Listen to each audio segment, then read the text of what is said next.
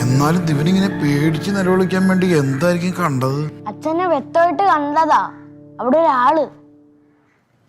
കുറച്ചു ദിവസമായിട്ട് നമ്മുടെ വീടിന് ചുറ്റും കള്ളന്മാരുടെ ഒരു ബഹളമാണ്.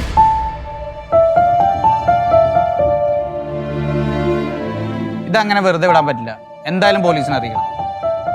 അയ്യോ, അത് ഒന്നുകൂടെ ഒന്ന് ആലോചിച്ചിട്ട് പോരെ? ഇനി എന്തോന്ന് ആലോചിക്കാൻ, ഇത് പോലീസിൽ അറിയിച്ചേ പറ്റൂ. അപ്പൊ ചേച്ചി ആരെയും കണ്ടില്ലേ? ഞാൻ കണ്ടില്ല, അവന്റെ നിലവിളി കണ്ട ഞാൻ ഒന്ന് പേടിച്ചു പോയി. ഇതിപ്പോ ആദ്യത്തെ തവണയൊന്നും അല്ലല്ലോ, രണ്ടാമത്തെ തവണ ഇങ്ങനെ സംഭവിക്കണേ. എന്തായാലും ഞാൻ ജോലിക്ക് പോകുമ്പേ പോലീസ് സ്റ്റേഷനിൽ കയറിയിട്ട് ഒരു കംപ്ലൈന്റ് അങ്ങ് രജിസ്റ്റർ ചെയ്യാം. മോനേട്ടാ, ഒന്നാമത് അവന് നല്ല പനിയുണ്ട്, നമുക്ക് അവനെ ഒന്ന് ഹോസ്പിറ്റലിൽ കൊണ്ടുപോയിട്ട് വരാം. പിന്നെ പോലീസ് കേസായി, ബഹളമായി, കൊച്ചിനെ വിളിച്ച് സ്റ്റേറ്റ്മെന്റ് എടുക്കലും കാര്യമൊക്കെ ആയി ആകെ ബുദ്ധിമുട്ടാവും മോനേട്ടാ. അതൊന്നും വേണ്ട. അതെ അച്ഛാ, അമ്മ പറയുന്നത് ശരിയാ. മോനെ, ഇവരാരും പറയുന്ന നീ കേൾക്കണ്ട, ഉറപ്പായിട്ടും പരാതി കൊടുക്കണം. ആർക്കെങ്കിലും എന്തെങ്കിലും സംഭവിച്ചാൽ എന്ത് ചെയ്യും?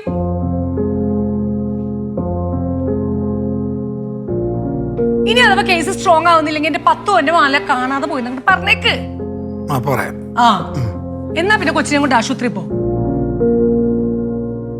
ഞാനൊന്ന് കിടക്കട്ടെ, 2 ദിവസമായിട്ട് നല്ല ഉറക്കക്കുറവ്. ഈശ്വരാ, എന്നാലും ആരായിരിക്കും?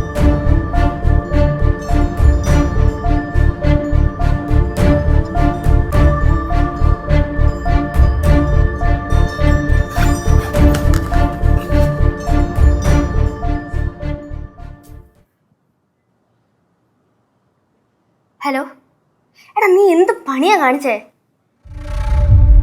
നീ എന്തിനാ വീട്ടിൽ വന്നേ? നീ അല്ലേ? എടാ കള്ളം പറയല്ലേ, നീ അല്ലേ ഇന്നലെ ആ ജനലിൽ അവിടെ വന്നിന്നേ? അല്ലേ? ഒന്നുമില്ല, നീ ഫോൺ വെച്ചേ. എടാ ഞാൻ പിന്നെ പറയാം, നീ ഫോൺ വെക്ക്, ഇവിടെ എല്ലാരും ഉണ്ട്. ആ, ഞാൻ വിളിക്കാം. ഇവനല്ലേ? പിന്നെ ആരായിരിക്കും?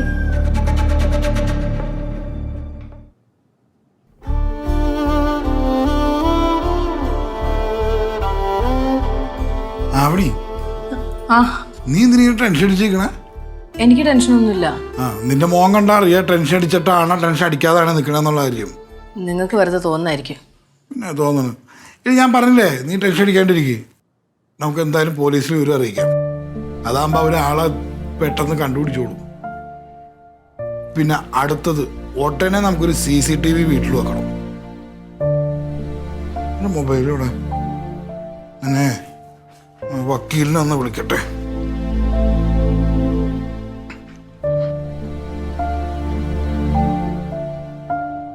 ആ, ഹലോ വക്കീലെ. അത്യാവശ്യമായിട്ടൊന്ന് കാണണമായിരുന്നല്ലോ. അയ്യോ, ഇന്ന് തന്നെ കാണണം. ഓഫീസ് ഷിഫ്റ്റിങ്ങാ. എപ്പോൾ കാണാൻ പറ്റും? 2 ദിവസം എടുക്കുമോ? ആ, എന്നൊരു കാര്യം ചെയ്യ്, വക്കീൽ തിരക്ക് കഴിഞ്ഞിട്ട് വിളിക്ക് കേട്ടോ. ആ, ശരി വക്കീലെ.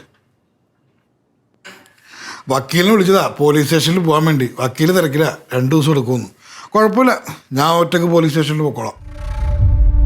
നീ ടെൻഷൻ അടിക്കാണ്ടിരി, നമുക്കെല്ലാം റെഡിയാക്കാം.